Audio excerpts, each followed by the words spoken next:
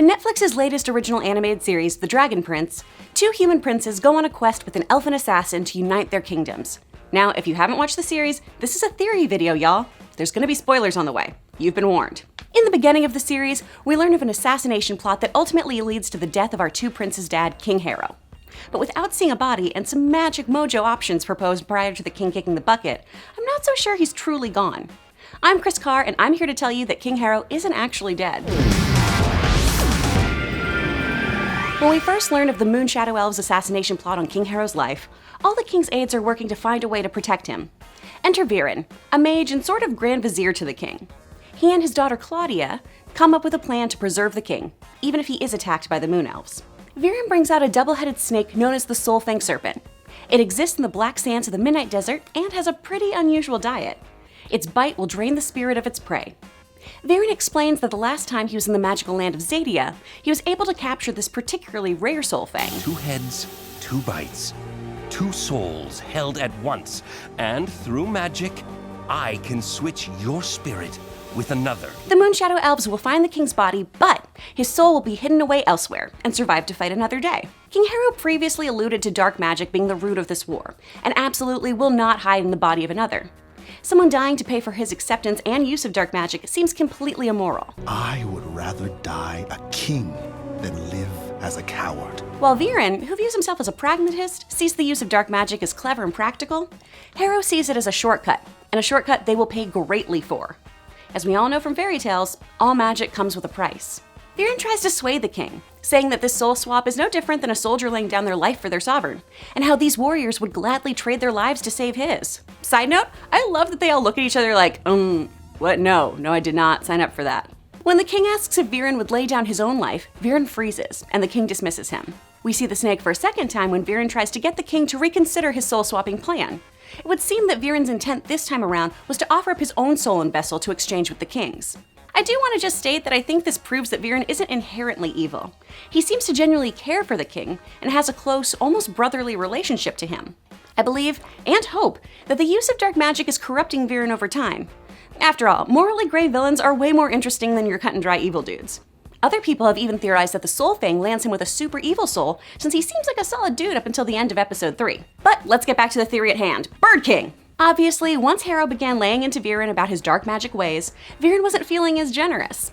That's when, I believe, behind closed doors and before the elven assassin struck, Viren took matters into his own hands and released the Soulfang. Frankly, it's just the writers following good writing rules. Showing this magical serpent and explaining its power means that it must be used if the writers are adhering to the dramatic principle known as Chekhov's gun. Anton Chekhov said that if you say in the first chapter that there's a rifle hanging on the wall, in the second or third chapter, it absolutely must go off.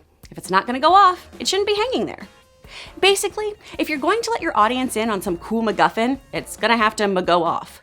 The smoking gun of the Dragon Prince, in my opinion, is that snake. Why bring it up multiple times only to have King Harrow killed without transferring his soul? That would be a tremendously unsatisfying red herring. Eyebrows are further raised with the death of the king when it comes to dispensing the body. During a funeral procession, a priestess raises questions. A funeral so soon is madness. It is tradition to mourn fallen kings for 7 sunsets. You've not even given him one. While Viren dismisses this due to the delicate nature of the war, it definitely seems pretty fishy. Why the huge rush to remove his body? I think it should be noted that we, the audience, never see Harrow's body. I'm sure it's a kid's show and that could be tremendously scarring for them, but I think the show consciously chose not to show him at the time of death or thereafter because he's not really dead. This public mourning would keep the Moonshadow Elves believing that Harrow was properly assassinated. Some of you may be asking, if Harrow isn't really dead, then how does the Moonshadow Elf binding fall off? After all, we see later in the series when it doesn't come off Aurelia when Ez is still alive. I believe that King Harrow's body was harmed, and ending the physical entity of the person an assassination binding is assigned to is enough for the ribbons to fall off. They're magic ribbons, they didn't go to med school. Burning the body meant that Harrow's spirit couldn't return to it, which seems to fall in line with Viren wanting to be king now.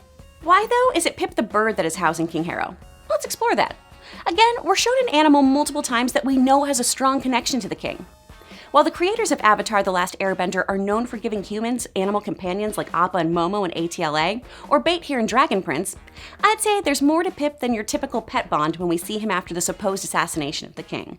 No song for the occasion? Can birds throw shade? That bird threw shade. Furthermore, why would they give the Crown Prince Dr. Dolittle skills if it wasn't going to be a major plot point? As his ability to speak with, or at least understand animals, is solidified by the end of the season. We first see him have a tremendously close relationship with Bait. Again, nothing new for the writers here.